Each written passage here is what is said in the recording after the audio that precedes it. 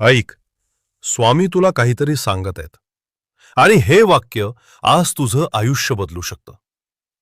तुझ्या आयुष्यात किती वेळा तुला तोडून टाकले आणि तुला कधी लक्षात आलं का, त्या तुकड्यांनीच तुझं व्यक्तिमत्व तयार झालंय. कधी कधी जीवन प्रचंड अन्याय करतं. विश्वास ठेवलेले लोक धोका देतात, स्वतःचे लोक पाठ फिरवतात आणि स्वप्न तुझ्या डोळ्यासमोर चिरडली जातात. तेव्हा एकच प्रश्न, मीच का? आणि तेव्हाच स्वामी म्हणतात, तुला संकट दिली गेली कारण तू कमजोर नाहीस, तू निवडलेला आहेस.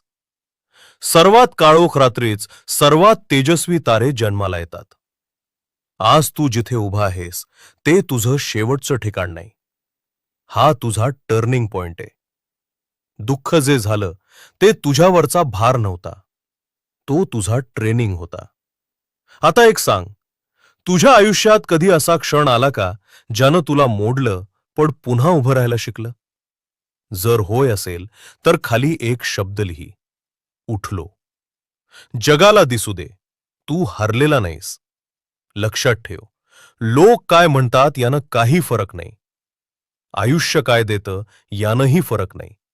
फरक पडतो तो तू काय स्वीकारतोस यानं.